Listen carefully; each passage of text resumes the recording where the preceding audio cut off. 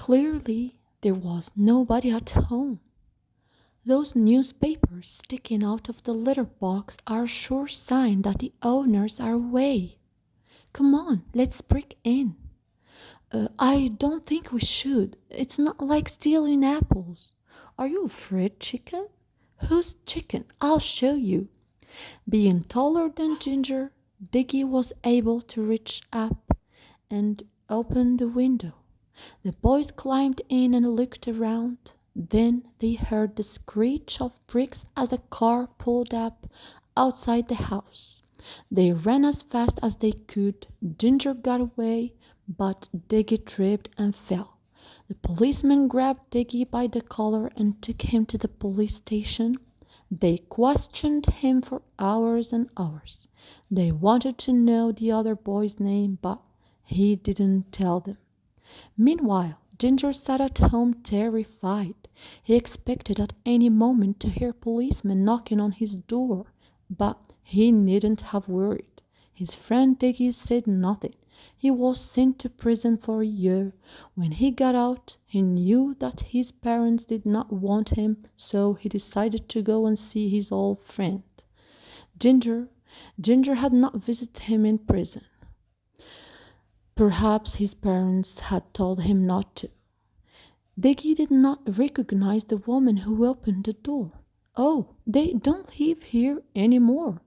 I think they moved to Birmingham, but I'm not sure. Sorry.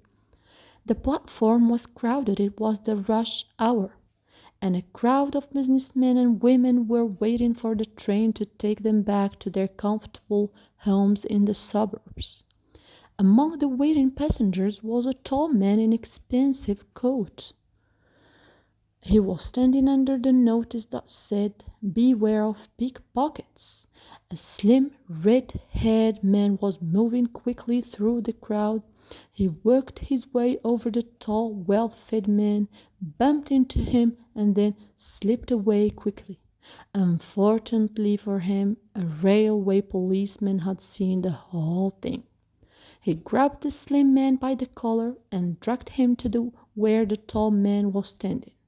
"Excuse me, sir," the policeman said, "but would you be good enough to check your pockets?" "Good heavens, my wallet! I can't find my wallet." The policeman pulled the slim man up by his collar. "Come on, let's have it." The pickpocket took the wallet out and handed it over to the policeman. "Is this your wallet, sir?" "Yes, it is. Look, those are my initials." He looked down at the thief, his eyes filled with disgust. At that moment, despite the fact that he had not seen him in 25 years, he recognized his childhood friend, Ginger. The one he had been with when they had broken into a house and the police had come, and Ginger kept his eyes fixed on the ground. He had no interest in staring into the face of the man he had just tried to rob. "Do you want to press charges against this man, sir?"